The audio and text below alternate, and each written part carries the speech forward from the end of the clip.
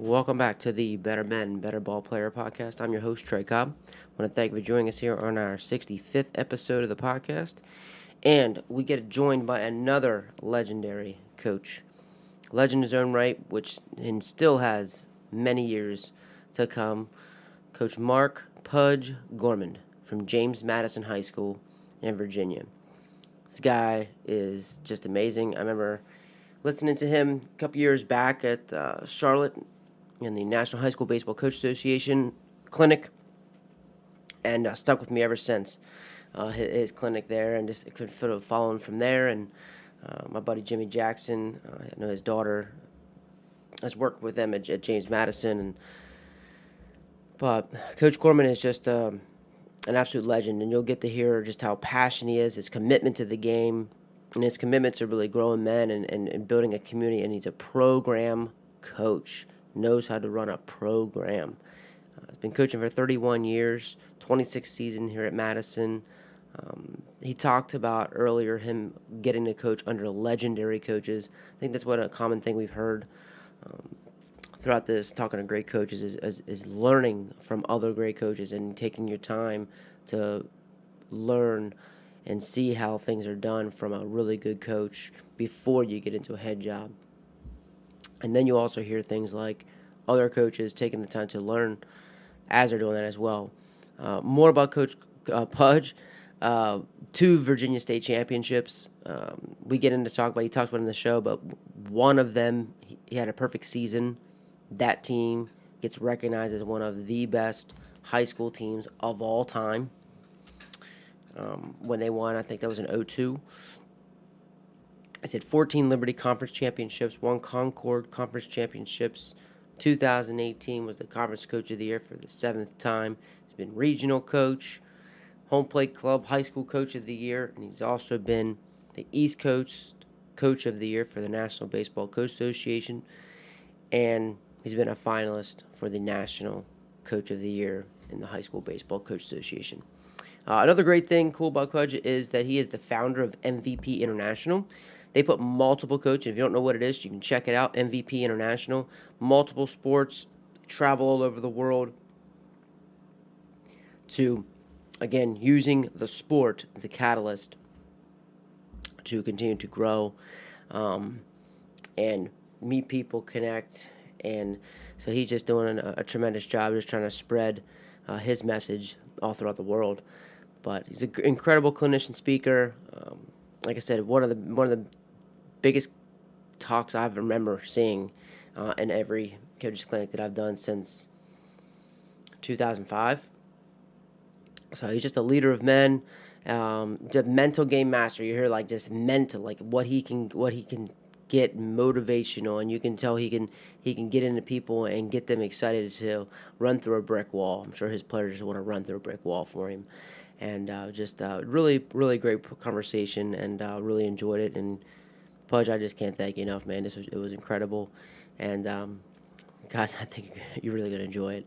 And so without further ado, let's get it rolling, man. Here he is, Coach Mark Pudge Gjormand. My first year ever, I was at Langley High School. Okay. I was pretty young, and I coached there. I was a JV coach, and then I moved to Marshall High School, which was across town, the other side of Vienna on Route 7. And I was at Marshall for 8 years, which were 8 really important years of my career. I was underneath some of the best coaches Northern Virginia's ever seen, and not just baseball, but football and basketball. Yeah. I was an offense coordinator for years at Marshall and then at Madison, and then I actually was asked to be the head coach in 2012 and 2013. It's kind of an interesting story because Lenny Schultz, I was asked to head the panel to hire the new football coach. Lenny was a Vienna guy, played at Madison, played at NC State. But our principal, an AD, didn't think that he was. They loved him, but they just felt like the X's and O's were good to go. But he just needed to understand how to run a program. He didn't have enough, in their mind, didn't have enough experience. So they called me in and said, "Look, if he's your guy, then we're going to ask you to take the job and basically be the associate head coach. And for 2 years you're going to groom him, and after 2 years we're going to see if you were right." And you know what, because they were coming off a 1-9 season, and the program was a little bit of troubled time, and that's not in Vienna. That's not doable. So Right. we turned it around. We went 8-2, and then the next year we went 8-2 and went to the playoffs. So we ended up 8-3.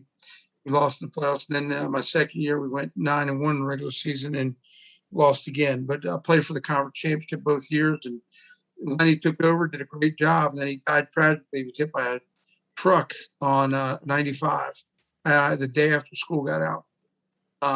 Yes, now Justin Counts, my pitching coach, who was on our staff, took over, and he's the head football coach. Now he's still my pitching coach, but he's been my assistant baseball coach. And anyway, so it's been, Lenny, his memory lives on. Our football program just lost the state semifinal this year.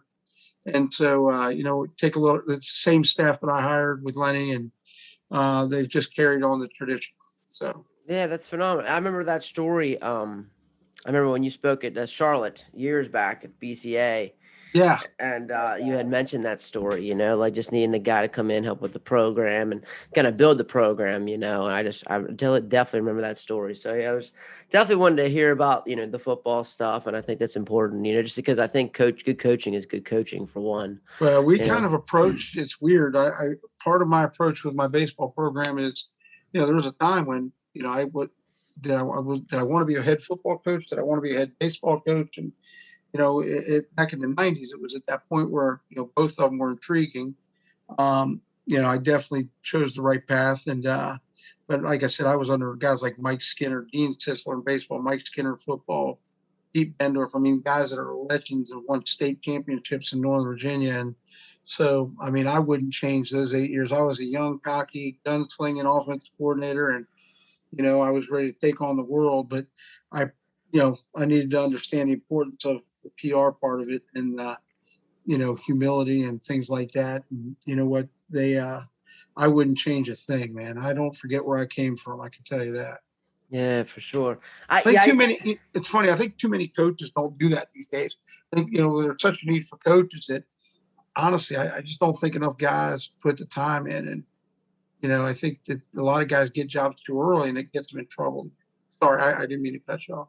No, that's fine. Because honestly, I've heard that before. Even Trevor, like I said, Trevor Flo from Georgia, he mentioned it last night. Because he coached under Trent Mongero for years, and he said he wouldn't change all that. Like, and he wanted it. And he wanted to soak up like a guy that knew how to run a program, was detail, no stone left unturned. And then you just learn how to run a program instead of just running into something, right away, and having to go through those really tough times, and you just don't really get a chance to learn, And it's funny with Dean Sisler, especially because that's why I helped the baseball, and the field's named after him. And and he coached Pete Shurik. I mean, he had some great teams. And the thing about Dean was, he was also at one point he was our football and baseball coach. I was an assistant under both, and we laughed because X and O wise, he might not have been the greatest in X's and O's. And I mean, he was good, but his thing was, and this is what I got from him, he was so good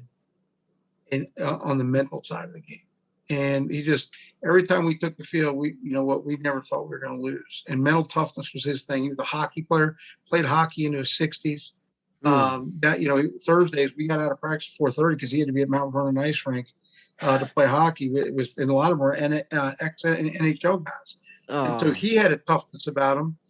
He wasn't one to walk away from a fight. And he probably wouldn't have made it today. But anyway, you know what? I guess you would call it old school. But, man, I was so blessed. And, we stay in touch. He came to a Madison game 2 weeks ago. Him and his wife came in town. They live in Bethany Beach. So, he's a big part of what we're doing today. Oh, phenomenal. Man, this is exactly, man, this is awesome. And it's funny you say that because I think, when we go to talk about it, because it seems for you, like, people said, hey, you need to come show how to run this program, because it just shows that I think so much of also coaching is just the people part of it. Like you said, it's PR, but it's also like it's people being able to communicate, being able to like move young men, and being able to kind of move this whole organization. Yeah. And I think, what kind of things do you help have like drive Madison? Like what, like just, I guess from a culture standpoint. what are the things that drive us? You know what? Yeah. Here's a great thing. You know what? I took over the program from Donnie Roth, I'm only the 8th coach in school history, since 1959. To me, that's pretty amazing. Donnie Roth was there for 20 years before I was. Before him, Tom Christie, and Coach Christie won a couple state titles, and but Coach Roth just passed away in December. We literally had a ceremony for him 2 weeks ago on that Saturday against Oakton. Against Centerville. Had his family in, his wife and kids, and I mean, I bet there was 40 people, and all the alumni came back. A lot of them that played for him, and the teachers. It was just a great day. And coaching in Vienna, man, it's like I grew up in Vienna. Like I'm living the dream. I just told my kids this today in our pre-practice meeting, pre-scrimmage meeting, and I just, we pack the house. Games are an event. It's not a baseball game. You go to high school games, it's usually parents. You get 100 people there. I looked around the other night, man, I've got alumni. Kids that have played for me over the past 25 years. And I look up and down, and there's probably 1,000 people there. I mean, it's like, and families come out, the little kids come, we sign autographs. It's one of the things that I'm just so proud of, because Coach Roth, like I said, he did a great job before me. And, when I took over, I wasn't his choice. And he told me that. He said, look, he wanted his assistant to get it. We knew each other well. He was such a wonderful man. And I just said, Coach, I'm going to make you proud. I promise I'm going to do you right. And, never ordered his jersey. Nobody's ever worn 17. Matter of fact, this year I put 17 on the back of our hat. And like I said, when his family came in, I ordered hats for them. And I just wanted them to understand the respect and just how much I just learned from Donnie. And I think that's what Madison's about. I mean, we just have something special. It's a town. There's no other town in Northern Virginia. I think Herndon might be a town, but Vienna, nobody supports athletics like the town of Vienna. I mean, and, the water tower, in 2000, it was important to me. We'd gone down and played down south a couple spring breaks. And I always was amazed, like, man, it's cool. Wando has, like, in South Carolina, Wando Warriors. I was like, we had a water tower in right field. So I went back, and just the little things, I had a dream when I took the program. I told him on the interview what I wanted to do. I wanted to build it into a national program. And it's funny because the guy who ended up being my principal, and the tremendous principal that we're good friends now, he was the basketball coach. He was on the panel. I said, well, how are you going to do that? We only have 1,800 kids in school. It's going to be hard to even win a state championship, much less a national championship. And I said, hire me and I'll show you. So one of the first things I did was I got that water tower painted, and cost us $3,000. And at the time, my athletic director at the time said, no, I don't have money in the budget for that. I said, okay, well, baseball pay for it. And then our director of guidance said, Pudge, I'll split it with you. I think it's important. She was a Vienna person too. So if you come from Vienna, you get it. So right now it says home of the Warhawks right there. And it's just a big part of it. I mean, it's those things. It's the little things that make Madison special. And it's the people, like I told the kids back in September, with COVID, I said, we were on the track. We weren't allowed to go in the building. And I said, I remember the first day I said, fellas, one thing I've learned is that's just a building. That's not Madison High School. It's not Madison High School unless you guys are in there. The students are in there. You're the ones that make Madison High School. And again, most special high school in the country. I really believe that. Mm-hmm. Oh, man. But you were from Vienna, but you didn't go to Marshall. Or you No, didn't go to Madison. I'm what they call the trifecta. There's Oakton, which is on one side of Vienna. It's just right outside of Vienna. Literally, my house was closer to Madison. But back in the day, I went to Oakton, but I was probably 3 blocks from Madison. And it's just the way it got divided. And Marshall was on Route 7, which is the far other side. It's really Falls Church, but we get kids from some Vienna kids on the far end of town go to Marshall, or they used to. And so they grew up playing Little League together. And, Madison's probably 85% Vienna, probably 5% Marshall, and 10% and 5% Oakton now, Okay. But so I went to Oakton. My little brother, when I was a senior, they changed the boundaries. I would drop him in Madison. I'd have to go to Oakton, Oh, wow. It was fine. I liked Oakton, but it was huge. We had 750 kids in our senior class where I still hung out. My best friends were kids I grew up with and played youth sports with in Vienna. So, but I've always kind of been a Warhawk at heart. Like I told the players, I tell them all the time, I breathe red, bleed black, so. Oh man, this is great. Oh, great stuff, man. So coach, like, well, you're right now. You're just had your red and black scrimmage. Like, so, like, think about like what were those steps that you kind of took? Like you said, like you would show us, like, what was the other little things that you kind of like, almost little milestones that you just kept on checking boxes off to kind of grow your program to where it is now. It's funny. When I took over for Coach Roth at the time in the '90s, he had done such a great job. But the last 2 years, kids were leaving to go to lacrosse, and I knew that. It was just time. He just said, it was just time. And he was coaching golf at the time. He kind of fell in love with that, and he was having great success there. So, Madison baseball was 1-19 and 2-18 the 2 years before I got there, and um, we would come over from Marshall. I'd be like, man, this is the same kids. It's just, we just believe that we're good. And they had lost some kids. They weren't maybe buying, the kids weren't buying in as much for coach. And so, it was the right time for him to change. And when it came open, I kind of was in a situation where Dean was getting close and he wanted me to take over for him. But I just told him it was the hardest thing I ever did as a coach. I've always wanted to be the head coach at Madison High School. And one shot at this. And I remember 35 people put in for it and some big names. And I just said, I'm going for it.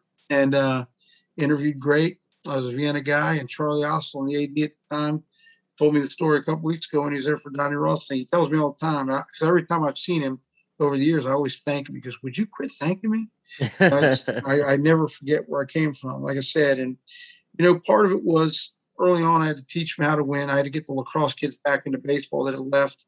So I coached football. The first day of football, I went and got the two best athletes in the building that had left.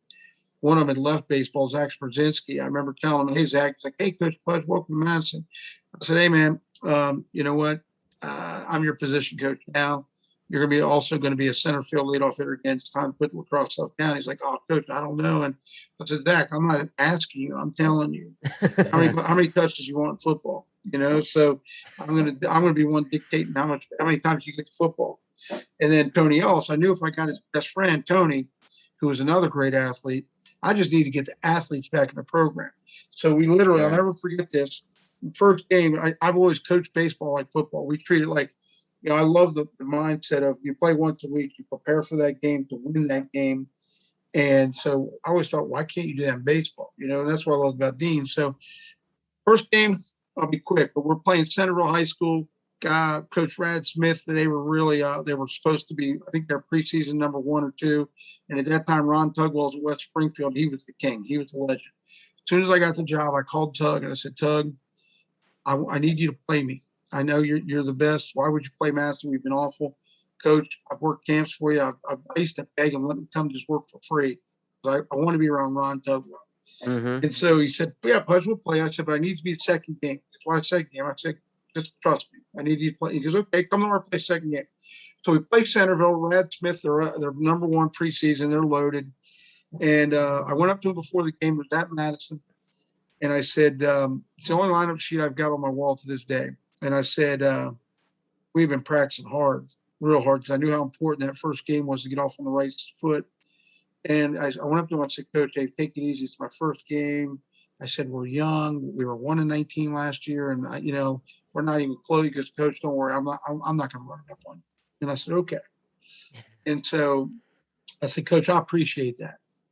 And so I went back to my kids and, Zach, who's one hell of an athlete, I looked at him and I said, hey, man, you're not going to believe what the coach just told me. And this is, I was young. I wouldn't do this today. But I go, he just said they won't, he's going to take it easy. He's going to take it easy. They won't slaughter. I said, hey, that's garbage. He came out. We put up 13 runs in the first 2 innings. We won 18-3. And the rest is history, man. And, but now, okay, why did I have West Springfield the second game? Because I knew we were going to go, my kids were pumped. We thought, man, we've arrived. We go over to West Springfield for game 2. We got outplayed. I got outcoached. The legend. I mean, we lost. It was 7-4, but it didn't seem like a 7-4 game. Yeah. And I remember learning how to lose was important. It's important learning how to win. And on the bus ride back, the kids were joking around because they were used to losing. And I went off. We got back and I set the tone. I said, losing is not acceptable. We're not going to, smoke and joke and laugh about it. It was pretty intense. And, that first 2 years, you got to make decisions and you got to set the tone for your program, because that's all I'd known was that's the best advice I got from guys that I respected was, if you'll never be able to pull the reins back on them. So pull them tight early and then loosen them as you go. And that's the best advice I give to coaches today. So over the years, when I took the football job, for instance, the first thing I did, my principal looked at me and said, look, we're losing football kids to other schools. Pudge, everybody wants to wear that M in this town, wants to wear that Madison M on their hat. They want to play baseball here. I want you to create the same thing in football. We got to change the culture and the attitude. So the first thing I did was I went down. The first thing I took Lenny, I said, Lenny, follow me. We went down to the band room and I said, Michael, the band director, I said, hey, I want you, what would it take for you to play the fight song on home, when we play at home on Fridays, to get the band here a half hour before school and play fight songs, including our fight song, when the kids come up, because we need to get that buzz back in football. And he said, well, how about this? You talk to my kids, and if you do it, if they say they're in, we'll do it. So I went in, met with the band. I said, you're the most important part of this, of our success, what we're going to have. I said, I need you guys. I'll buy donuts for you and orange juice. I don't have much, but I'll get 30 dozen donuts for you guys. And sure enough, they did it. And my principal called me in after the first game. Said, Pudge, I've never seen this. He goes, unbelievable. I got 8 emails from band parents saying, this is unbelievable. The football coach, we didn't even know the football knew who we were. Yeah. And the football coach came in and told us he needed us. We're a part. We feel like, and we brought, it's just bringing the community together. We do it through community service. We do it so many ways that there's just so many cool things, and the community will give back. And anyway, I'm just really proud of what we've built over years, and it's built to last, and it's going to be there long after I'm gone. So, No, absolutely. So, what are some of those things you'd like to do community service wise? Is that something that you've done just the football, or just now you're doing the whole baseball programs? No, actually, I do it in baseball. We started in football; they do it a little bit of stuff, but in baseball, since the day I took the job, we've unloaded Christmas trees every November, like Thanksgiving weekend into December, for the Optimists and the Lions Club. They do such great work in our community, and they raise money to help people.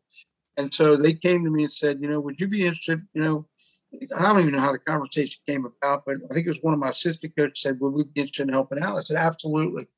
And so we literally unload, it used to be even more, but 1,000 trees in one unload, and we do it 2 or 3 times for each group, so there's weekends where we would go and do it on the Tuesday before Thanksgiving, then the Friday after Thanksgiving, and then the Saturday and the Sunday.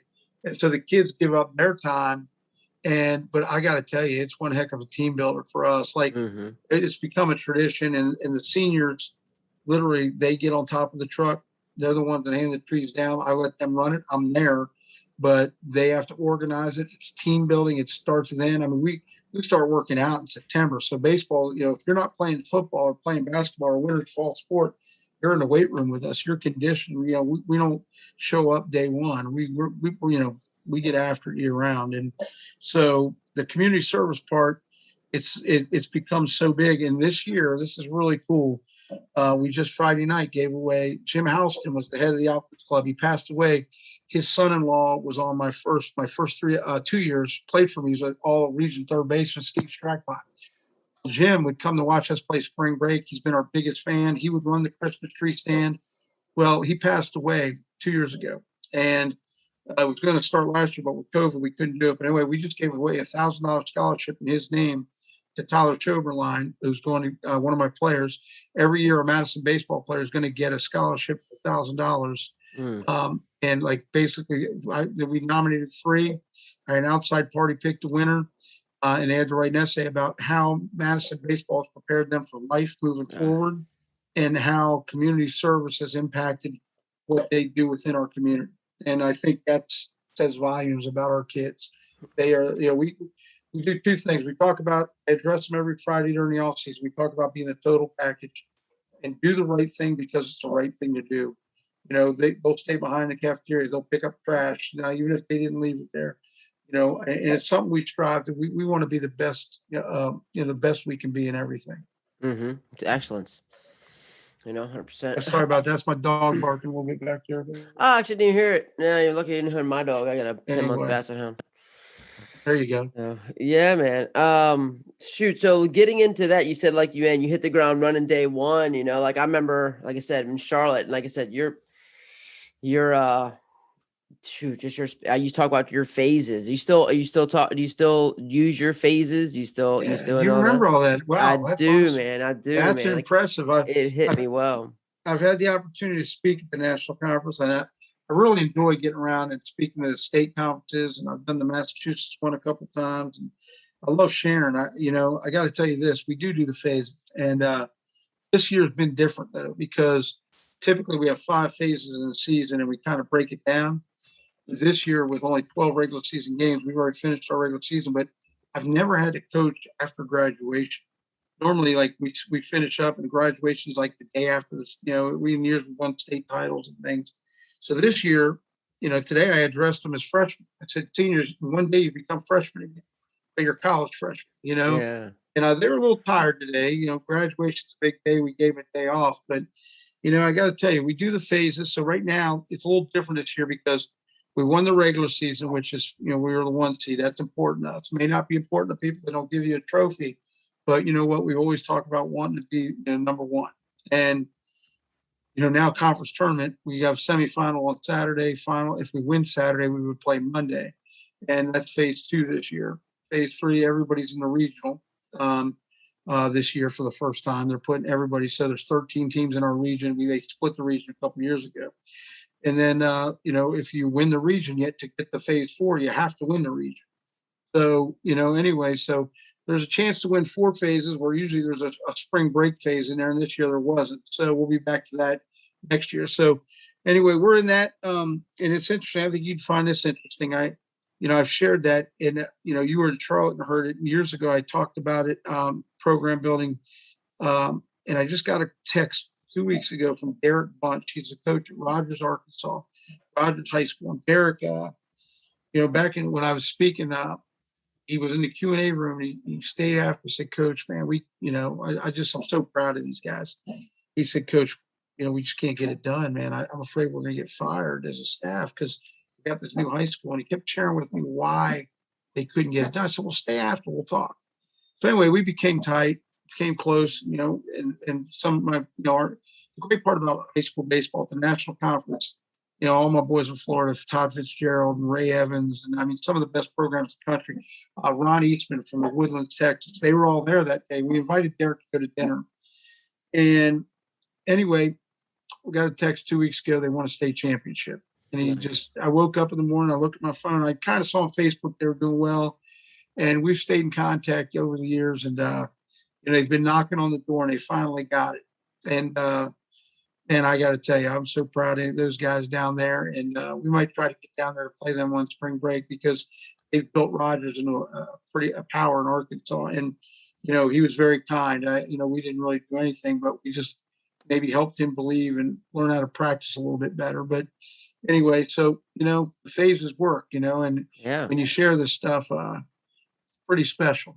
Yeah, man. Just keep on, just giving back too. But like I said, I think it's also part of it. Like it just hits well with me. And I think my teammate is a football coach, and football coaches have a great way of like segmenting stuff, like chunking it. Like the quarters with quarters, and just how much like they organize things, and like. Baseball with us, like it's a 7-inning game. Like I don't know, like there's definitely ways that like that's how I kind of saw with your phases. It's just how I was able to segment and chunk, and it just kind of gave me better focus. Because you think of a whole program, especially as a younger coach, there's just a lot of other things. But when I can say, here's a phase, do this here, and then it encompasses everything. Well, you know what? I got to share something with you. It's interesting because, 2002.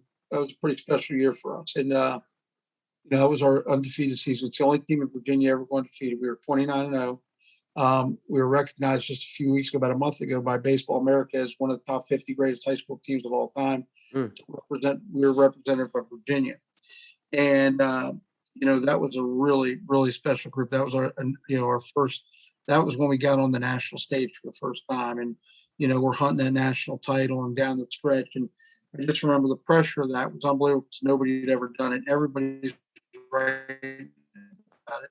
But the only reason it really occurred is the year before we got upset in the regional playoffs. We thought we'd arrived, and we got upset by a team that, nobody expected us to lose to. And man, I just remember I had to check myself, and we were at a crossroad, and I love those kids, but we just didn't get it done. And I just really started learning to right there how we got to break this down. And so every game, I always get asked, how did you go undefeated? Like, that just doesn't happen.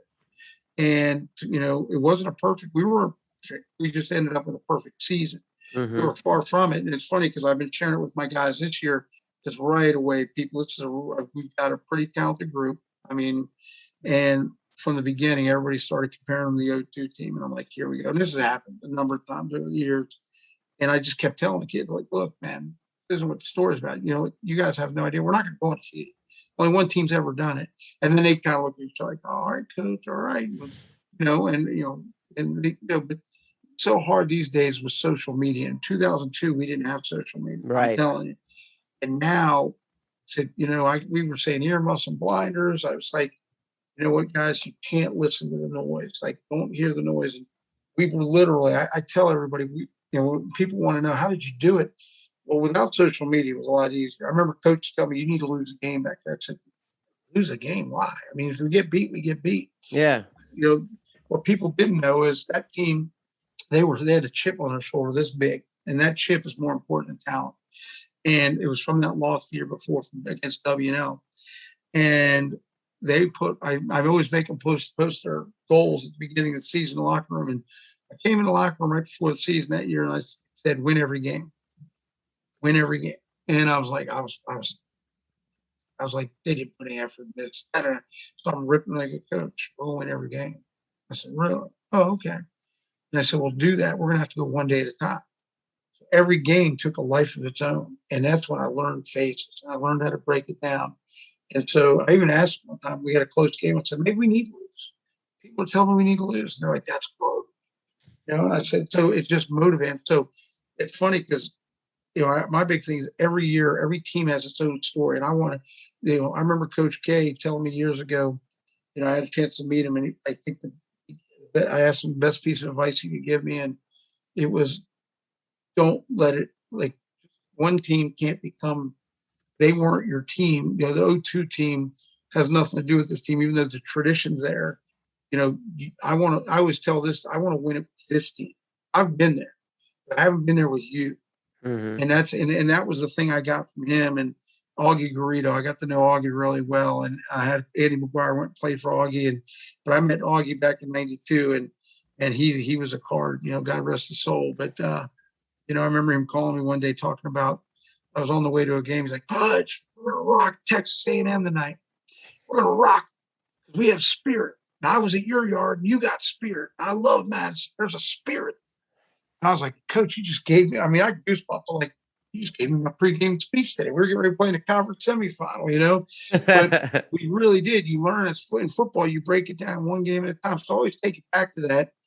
And I think it's important, man. I think it's, and so that's what this team, the other team celebrated. We may play them again. It was just last week. We took our first L and we're 11-1, and the kids weren't happy. It's how you respond. And, it really didn't hurt us. I saw we're still 11 in the country, but, that stuff's all superficial. But I tell them, when you win championships, that's what determines it. It's not other people's opinions. Although the rankings are nice, they don't really mean much because, everybody's waiting for us to fall on our face. And again, without a chip, it ain't going to happen. But I like the way we practiced. We played really well Monday. And like I said, we're getting ready to go into the playoffs. So if we were going to take a loss, it wasn't a bad time to take one. And, I think we made that team pretty happy that night. So I'm sure made their year.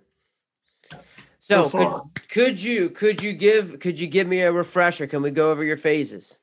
Yeah, absolutely. Yeah, just kind of touch base with that. I get that. I think it just phase one is in a normal season. Phase one is the preseason. Okay. And the preseason includes what we do in our off season. Okay. Our weight rooms, our Friday talks, our life lessons. I use a different word each week. I'll bring guest speakers in. We talk about humility quite a bit. The word relentless is big. There's certain keywords for me. I use a term I stole from Lou Holtz, win. And win to me means what's important now and staying locked in. And so that phase one carries into all those regular season, the beginning of the season games that aren't in conference. Okay. So that's phase one. Phase two then becomes usually you go to spring break. And so phase two is spring break. What are we going to do over spring break? We'll play a 5-game tournament and we get to compete for something. We get to, we usually travel either to South Carolina, Florida. We've gone to California. We want to play against the best competition. Okay, win, lose, or draw because it makes it better. And so the last time we were spring break was 2019. We won the hand-to-hand invitational tournament, which is a big deal. So that's a phase two. Phase three gets us into conference play. Sometimes if we start conference play before spring break, phase two will have a break and you go to spring break and you come back and pick up phase two. So I always make sure they understand what the phases are. Okay. So let's say phase three is a regular season. We want to be number one. And we don't count losses. We only count the wins. Our goal is let's win as many as we can. If we lose, we're going to get back up. We get knocked down, we're going to get back up. We're going to fight again. In Madison, like I said, we've always got a target on our back because of what's been built over the years. And, fair or unfair, it is who we are. And, it's funny. People talk about rivalries. We're everybody's rival. I can't even tell you we got a rival because every time we play somebody, our kids know it. We're going to get their best effort. So if we don't show up, you know what? We're going to get beat. It's that simple. So it's hard. It's really hard. Then you continue on. So the regular season, if you win that one seed, usually you get a bye. That's your trophy. You get a bye or you get a little bit easier bracket. Then you go to phase four, which is conference tournament. And, this year that's a 2-game tournament. We want to be the best we can be from game one and game two. Normally then you go to phase five, which is, your regional tournament. Okay. And then phase six would be, in a regular season, phase six would be the state tournament. And, it's funny because, we talk about, winning the last game, how important that is. Because most years, again, it doesn't matter how good your program is, you're not going to win. You don't see many people win 10 state championships. And, so when you do win your last game, I always believe you have to overachieve no matter how good you are. You think you are. A lot of good things have to happen. Years ago, I met Gary Ward, who coached at Oklahoma State. Met him at the Gaithersburg conference, got to have lunch with him, and he shared with me. He told me, I asked him for his best advice. I was a young coach, and nobody knew about this clinic. I would drive to Gaithersburg, Maryland, and the Maryland State Association would put it on. And I didn't want anybody in Virginia to know. I got Gary Ward to myself, competing with Robin Mitchell, one of the greatest hitting guys in the country. And he said, Coach, the best advice I'll give you is we went to 10 straight College World Series. We never won one. And some of the teams that you think don't evaluate yourself until your career's over, because some of your teams that you thought were the most talented won't win anything. And then you're going to have some of your best teams ever going to be teams that you didn't think could do it. And I thought that was great advice. And I give that advice to a lot of people now. And he was right. You can't help at this point but to look back a little bit. I want to do this for a lot longer. 54, I just turned 54, but I feel like I got a lot in the tank and a lot in front of me. But when you look back on it, my 07 team, I love those guys, and then, you look back, 2012, nicest kids I've ever coached. And that's probably the only team that I wish I could get back because we didn't achieve what I wanted and what they deserved to achieve. And that's on me. So I think I was too nice. I liked them so much that I couldn't ride them. Yeah. And you know what? So, I learned something from every team I coached. So again, this year, it's hard, man.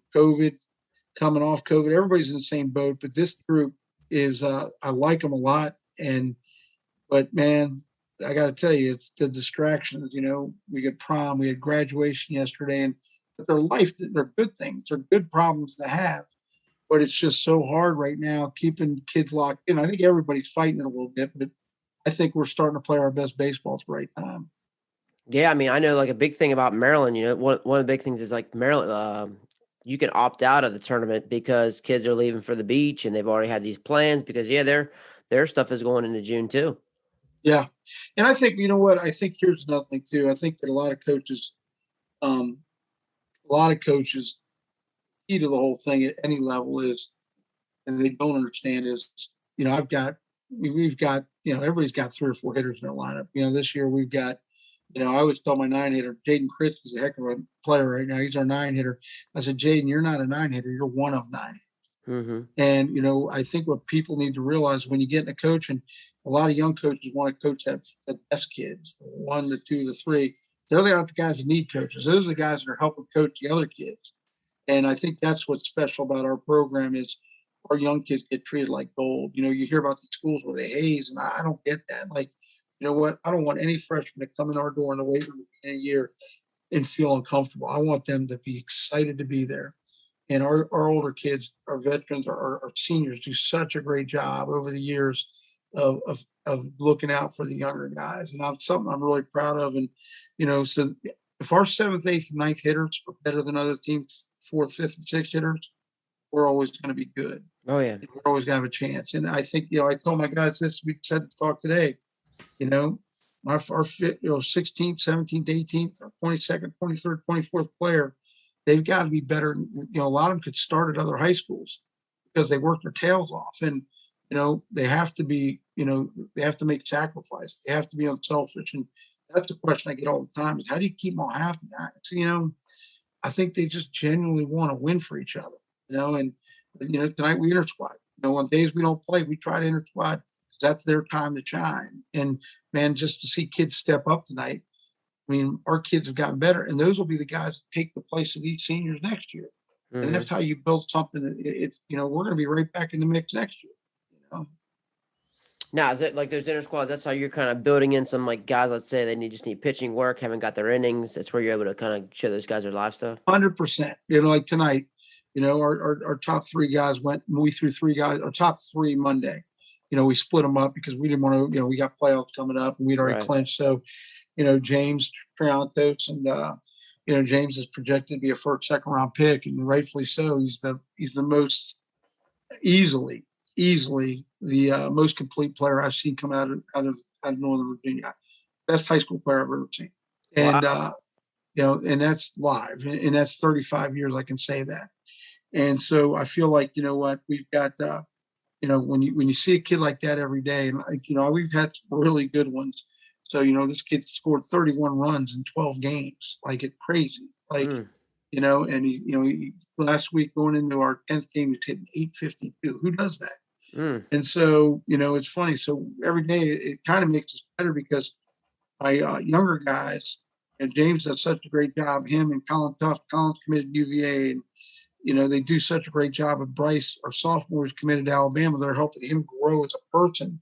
And it's just cool to see them all give back to each other. And, but like I said, it's not going to be because of those guys. It's going to be because of that 7, 8, 9, 10, 11, 12, 13, the bench guys, the guys that we call them the glue guys in our program, the guys that do the things that you never get credit for. But, if you win it all and you get a ring, everybody's ring value is the same. I mean, nobody's ring's worth anybody more than anybody else's. That's the fun part of the ring chase, The blue guys. The glue guys, man. Oh, glue guys. There you go. The glue guys. They're the ones that keep together. That bullpen catcher that, you know what, man, he sacrifices all and he doesn't get a whole lot of glory. But if you look at it, the Navy SEALs, man, you know what? Everybody in the unit's got, if every guy doesn't do his job and hold his weight, they don't succeed. People lose their lives. And, we're just talking about high school baseball. But, everybody, the Navy SEALs talk about the glue guy all the time. Matter of fact, one of my former players, his dad just wrote a book, Mark Polymeropoulos, and it's Clarity in Crisis, it's called, and he talks about leadership. And actually, one of the chapters in there is about Madison baseball. And I brought him in to talk to us, and we have a former Navy SEAL coming in to talk to the boys on Friday before we start the playoffs. And those are the things that are important. I mean, and I've had guys go to West Point and Air Force Academy, and I'm as proud of those guys as I am the guys who go on to play college baseball, So, again, the leadership is a big deal. And like I said, the glue guys are what keep us together. Those are the guys that, if you get over the top, man, get to the top of the mountain, look back, those are the guys you remember. Everybody's got their best players. I don't know about guys like James and those guys, they're special. You only get those guys once or twice in a lifetime, but pretty cool. Oh yeah. Would you say that would all of your pretty special teams had a glue guy? Oh, 100%. Yeah. I can go back though too. I was thinking about Kid Tyler Garner. We called him the preacher. Everybody's got a nickname. Everybody's got a role. And, my guys would go to center field back into that 02 team. And his job was real simple. He was a utility infielder, didn't play a ton, but before the game, he held court and he preached and he made sure we were ready 29 times to go out and execute the plan. And, so whether you have a preacher, whether you have a glue guy, and, there's just different roles that everybody's got to play. We talk about the Globetrotters. This is one for you. Oh my guys, about a month ago, it's like the Globetrotters, the Generals. Right? Every kid's seen the Globetrotters. Did you ever see the Globetrotters? Yeah. Oh, live? Yeah. Did you? Okay. Well, the Globetrotters, not everybody be a Globetrotter. It's got to be Generals. Without the Generals, there are no Globetrotters, right? Right. Generals they beat them once, right? Everybody knows that. Okay, they beat them once, and but if they all do their job and they all go out there, and everybody it's success. The crowd leaves happy. They all get paid, and but the Generals are every bit as important as Globetrotters. It's just Middle Arc Lemon, Curly Neal, and those guys. They got to leave before a general can become a Globetrotter. Mm-hmm. So, it's kind of an analogy that we're using this year, and I've shared with some other coaches, and I think that it just talks about the value of, everybody's got value. Everybody's important to the unit. Oh, absolutely. Absolutely. It's funny. A fun story. A guy from my high school actually played for the Generals. Oh, so did you really? Yeah, actually, we went to school with my brother, but he went to my high school. My brother played basketball together. Yeah, it's awesome. That's funny. Washington Lee, that team we lost to in 2001 that upset us, Doug Grove, heck of a baseball coach. And this day I thank him every time I see him because his team put us over the hump. And they were the Generals. Yeah. Pretty funny. Washington Lee Generals. So. I'd love to dive into too is your Friday meetings. So you'll take that all throughout your season too, and you'll just continue with that. It's down. Do you do it before practice? Do you do it before school? Like, how are you fitting that in? Yeah, you know what? No, we don't do it before school. What I do is I really don't take too much on game day. I used to, but I found that as I grew older, that's the difference between football and baseball. I didn't want to get them. I told my guys I want them right here. You're right. And baseball, the worst thing we can do is try harder. So I don't want to live up and down on emotion. I want us to learn what this is and bring it here every day. And you can tell, the days that we come out here, we can get caught. We need to be here. I don't need this. We need to be consistent. And, we got to, you got to breathe. And baseball's a little different. We say pride plays defense, offense is execution. Base running is special teams. Again, there's that football analogy, right? Yeah. But in the off season, I like to talk to them. I found that, I used to, when I was younger, I used to talk to them before every weight session. And I realized, okay, they don't hear the message because I'm talking too much.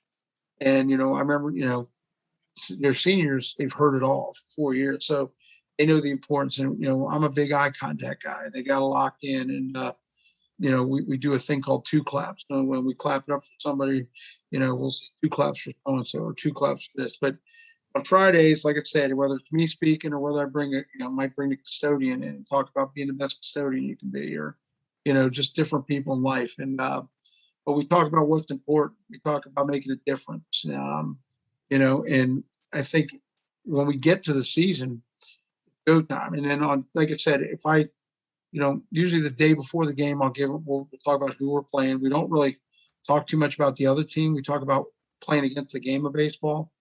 And if we do things well against the game and execute within the game, we pound the strike zone. We try to simplify. That's the biggest thing I've learned over the years is, when things get going too much, and there's too many things in your head, it takes away from just trusting yourself and being confident. Confidence is the ultimate tool. And I'm a big believer that success breeds confidence. I've seen a lot of guys that act confident, but 6:30 when the lights come on, they can't play a lick.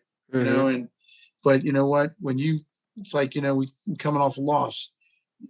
One spark, and you get the chip on your shoulder, you get an attitude. If you're resilient, one spark can light an entire forest on fire, and it can roll for weeks. And those are the things we talked about. And like I said, on game day, I don't try to get them too amped up. And, we were in a game earlier this season.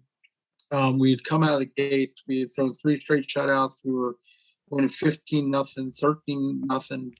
It was crazy. We weren't playing more than 5 innings a game. And, but as a coach, that's not going to, that we're just excited. We're pumped and talented, obviously. But we go to Centerville on a Friday night, which is always a ruckus crowd. And we feel like we're in the toughest conference in the state of Virginia year in, year out, the Concorde. So we go to Centerville, and just one thing happens at the first 2 innings. Anything could go wrong, went wrong. And the next thing you know, we're down 7-0. And we just took a haymaker. And, I kept telling them, we're going to get to a point where lightning's going to strike. What are we going to do when lightning strikes? Right. What's your plan? And lightning struck. And I remember there's the first time I was like, okay, I'm going to have to coach tonight. And I didn't need to coach. You don't coach blowouts. You just let them go ride and do their thing. And I just remember bringing them in. I just needed to get them off the field. We were giving up the big inning, and I get them off the field. And I just brought them in and say, guys, last 2 times we played here, we put up 17 and 19 runs. The hitter's park. I said, we're going to win this game. This is all part of the story. Right now, you're having a story ready. I said, the great part of this story is going to be, because we're going to come back and you know what? We're going to win this game. There's no doubt in my mind. Mm-hmm. I said, we just need to calm down, be a little more patient, play, make the kids their strikes. We're not going to get it all back at once. And sure enough, we put up 17 straight. And we left there with in 6 innings. So we won 17-7. And, and I tip my hat because they're a heck of a team. They were the 2 seed going to tournament. We could face them again. And, they're having a great year. But, and to their credit, that would do a lot of teams in. They'd go, and, they came back and won some games and, came back in our yard. And we had another good game a couple weeks ago. So anyway, but I was real proud of you could see all those Friday talks come into play that night. Like there's that trust. And, I was as much fun as I've had this year because, I wouldn't want to do that every night. Right. But you know what? To see your team show a little bit of spunk and a little bit of fight, that's a pretty cool night. Yeah, the way they respond to that adversity, for sure. Yeah, can only help you. Mm-hmm. So, how do you, when you comes down to, wanting to, like you said, whether you talk or you maybe bring in a guest speaker, how do you balance that where you want to, when you want to hear, if you want to, your team needs to hear your message or, the message or, let's just get somebody new in here. How do you? You know what? You just know. And okay. Anytime I get somebody that's good, I've got a couple coming, Coach Stone, our girls basketball coach, he's going to come in here in the next week or 2 and talk. They won back-to-back state championships, and we really like what she does with her program. And the kids love her. She's one of the favorite teachers in the school.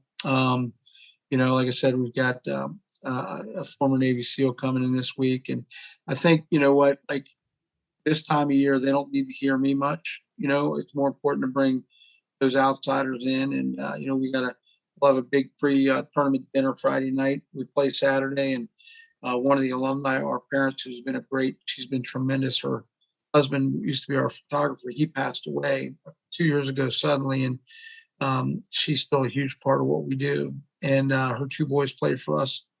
She's hosting us at her house for a big dinner before the tournament. And, so she'll speak that night about the importance and how much her husband loved it. And anyway, I think that's a balance. I think I do more of the speaking early on in the year.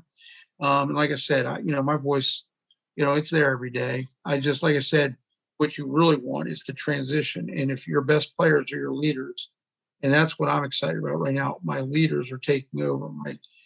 James and Colin and Miguel. Miggy's going to High Point, and those kids they're taking on the reins of the team. And then I've got the glue guys. David Snyder, and we've just got leadership. I've never named captains. That's another thing I don't believe in.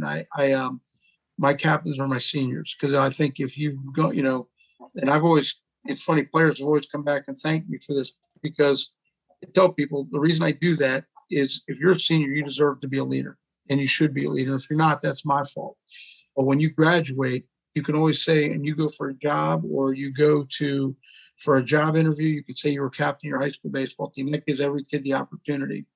And so, I've done millions of reference calls and I've done millions of interviews for guys looking for security clearances. And You say, hey, so he was captain of the team. Yeah, he was, and, so instead of just making one or two guys captain, because it doesn't matter, everybody needs the ability. If I got 14 seniors, I got 14 leaders. Not one of them, there's not one kid that doesn't do something from a leadership standpoint. And I think that's pretty special. Like you said, if they're not ready for that, then it's on you. You know what I mean? Like, it's just 100%.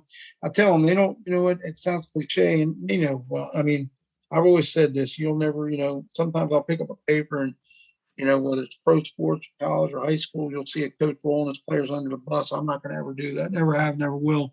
Don't believe in it, and I think the players respect that. I've always said this. I told them today. You guys win games, I lose. We lose a game because I didn't prepare it properly. And everyone's talked about all the wins and over the year and passing Coach Tugwell to be the winningest coach and all this stuff. They had a ceremony. I tell them I don't know how many wins I got, but I can tell you I got 138 losses because I remember every one of them. So the losses stick with you for a long time. Yeah, it's one of you like. If you hate losing more than you like winning. Oh, you know what? If you're not careful, and this I tell you, I had to learn this. Winning can become the bridge to misery, and and you got to be careful with that. And what I think with age comes perspective, and I think I've got that. And I've got 3 kids of my own, and I think that having kids makes you a better coach too, for sure. So, give you that perspective. Yeah, for sure. Gosh, great. Coach, appreciate it, man. This has been awesome. Thanks for having me. Dude, so I just, coming from, because it just seems like, I know you talked about, you said the coach that you learned from, was about the mental game, and how great they were at, getting them to believe what you were doing, not so much X's and O's. So it honestly sounds like you took a lot from him, like you being able to get these guys in the right frame of mind. Is that, do you feel like that is your biggest trade? Would that be even some advice for people to say, like, we need to invest more time and create more time into the mental game? 100%. I think, well, how many times you heard baseball's 90% mental, right? Yeah. Well, how many people really practice that? How many people put time into that? And the more I've been in it, talk about simplifying, confidence, that's part of it. I mean, confidence is such a big part. Baseball is such a hard game because of the grind and, day in, day out. And hitting a baseball, come on, 90 miles an hour, 85 miles an hour coming at you, come on. And, just to be able to, there's so many great qualities that prepare you for life. I really, I don't want to over preach it, but it does. Life in baseball have a lot down, and I think that's huge. And like I said, I would say, from a strength standpoint, I think that my players would tell you probably, motivating and motivation is probably the key for me. Like the other thing is I surround myself with tremendous people.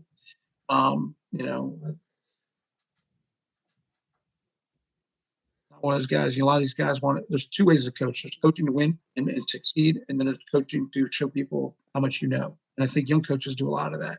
I think we've all been a victim of that. I probably did it myself when I was younger. And, you feel like when you got to prove yourself, you want to show, and not anymore, matter of fact, I want to go the other way. I want to simplify it, dumb it down, and make it key to baseball. It's keeping it as easy as possible, slowing the game down. We talk about that all the time.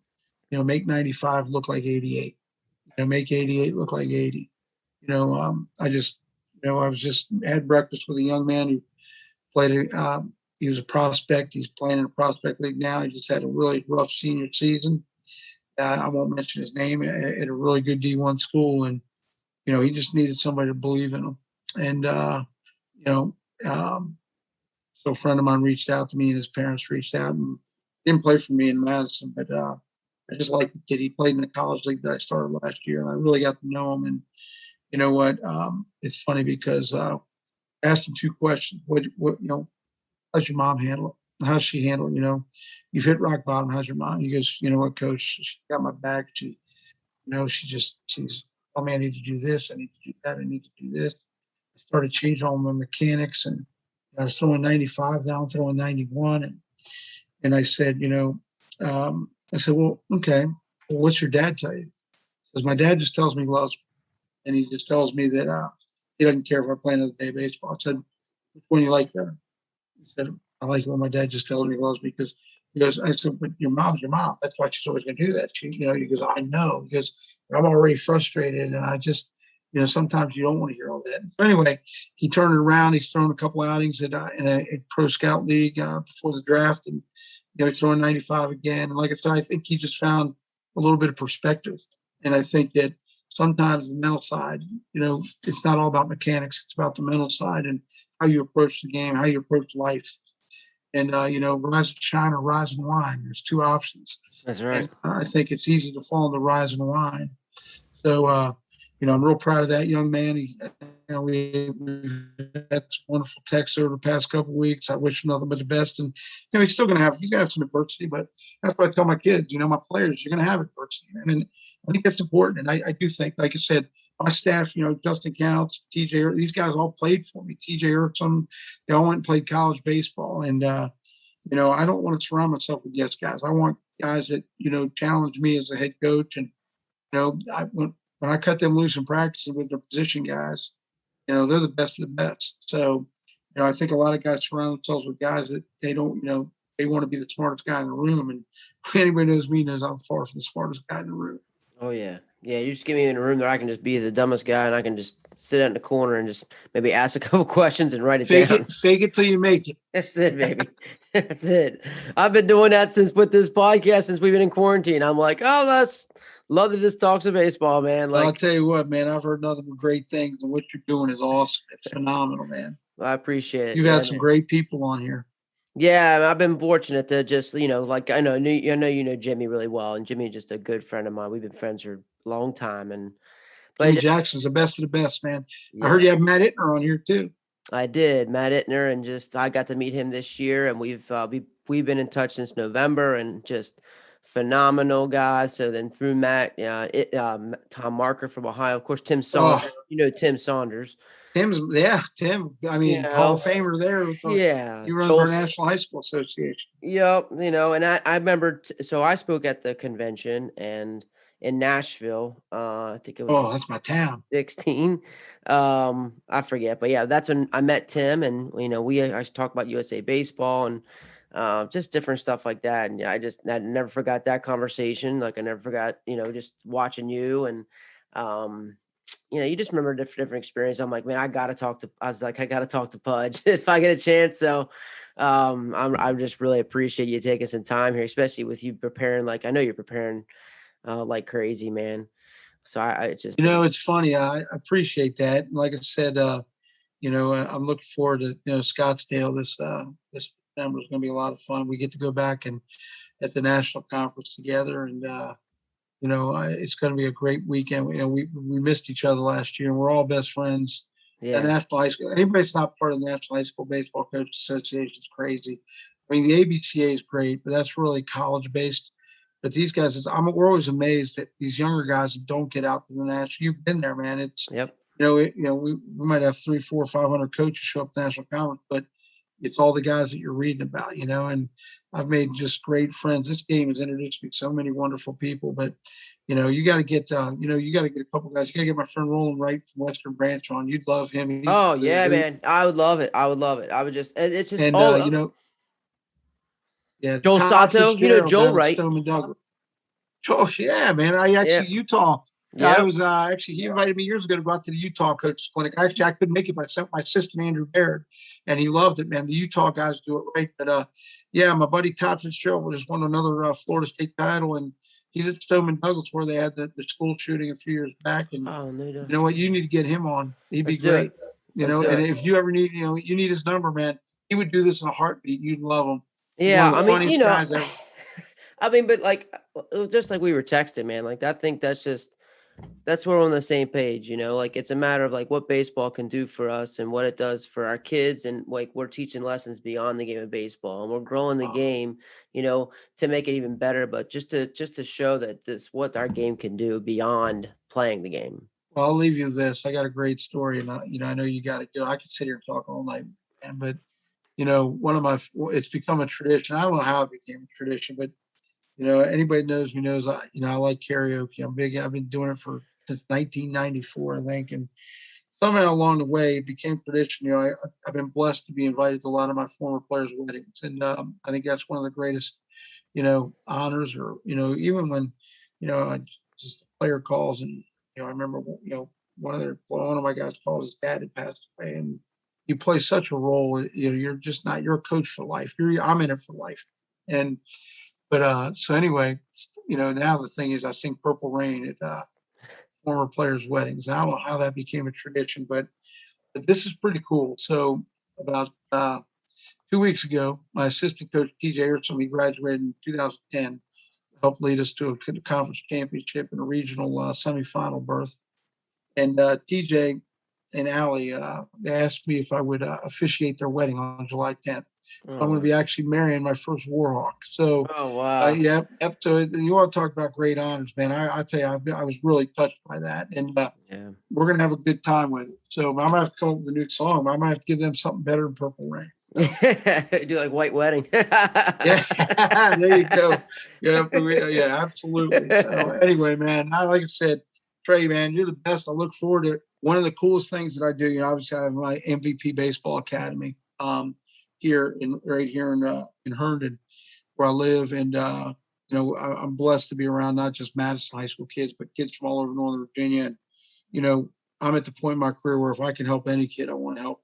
And but what we started this thing in 2013 called MVP International, and it's by far the coolest thing I did. And COVID didn't take us down. It tried, but we send teams, not just baseball, but softball, basketball, ice hockey, all over the world to play. And so, we've sent, probably over 100 teams already to go. And we're back. I'm going to be in Hawaii this summer with a few teams. We're taking a collegiate team on a cruise in August to play against Caribbean college players. And like I said, we look forward to getting people back out there in 2022 to see the world. And it's really cool. I might have to take you on one of those trips with me. Maybe we can Yeah. do something. So, I've been all over Europe. You'd be amazed at how big Europe baseball is in Europe. And you know what? We were doing some cool stuff with Major League Baseball and like trying to bring the game along overseas. So it's, obviously Latin America's rolling, but Right. you'd be amazed at how big baseball is over in Europe. So can't wait to get back on the road now that COVID's gone. And like I said, go to, just check out Google MVP International Athletics, man. We'd love to take you on a trip. We've got 12 regions around the country now. So we're not just doing it out of Virginia. We're doing it from all over the country. We're pumped about it. So, Wow. So do you guys just like, is it just like go for just an event? Do you do like is it like a summer circuit? no, we go over what we do is we'll train teams, all our teams. Like, gosh, we sent 3 ice hockey teams in 2019. We sent on, gosh, I think 30 teams overseas. We've had teams prepare for the World Games, World International Junior Games. We've done a ton of sports, and field hockey, lacrosse. We're actually sending. We've already got a pickleball group lined up. Coach Tugwell's taking a pickleball group to Costa Rica. Oh, So wow. anyway, it's really cool. We got college coaches now taking teams, high school coaches, and like I said, over COVID, instead of sitting around and pouting about it, we worked on expanding our company. So, we're expecting to send over between 50 and 60 teams in the summer of 22. So we're on our way already. We're pretty pumped. So maybe I'll get you over there and Yeah, take you. yeah. We can do Definitely a keep me in. podcast from Italy or something. That's it. There you go. Coach Pudge Gjormand just diving into all kinds of wisdom. Just wisdom. From his phases that continue to I love that. Like I said, I've had background there. I've heard him speak at the BCA clinic, and it rings true today. Loving the segment and gives you focus for what it is. Lets guys see that. I think you're just preparing your kids to one step at a time, right? To that's if that's what you're preaching, like, well, what does that look like? And that's how he's able to keep the game small, one step at a time. Here's the first phase. We're gonna do this, then we're gonna go on to this. Keeps it small. And you also love, like, he has the football background, but knows that he can't have a football mentality playing baseball. So many times you hear these guys rah rah, getting these guys up and down. It's a roller coaster, and that's where I know I made a lot of mistakes younger, just being so emotional, and you're riding those highs of emotion, and or you need to find that consistency. And like he's talking about, just playing at a certain level where you're not getting up too high, not getting too low, and you kind of stay at that certain level. Where he knows, he said in the podcast, like if we're down here, we know we're gonna get beat. We got to play at a certain level. We can't get too high. You can't over try. You can't try too hard. This thing in baseball, you just can't try hard. If that would, it becomes counterproductive, and so I really like that. You can tell a good coach, he's very aware of that, and just being a true people person. He can tell he's a mover of men, a leader of men, master of the mental game, the mind, competitor, to be able to get everything out of his guys. The little bit of gamesmanship too, like early in his career. Like I said, he wouldn't do it now. There's the things, and that little gamesmanship. Oh, here's what the coach just said, and it gets the guys up, and to be able to take his guys and hear them during the game. This is our story. Love what he talked about, saying too, like, I've been there before, but I haven't taken this team there.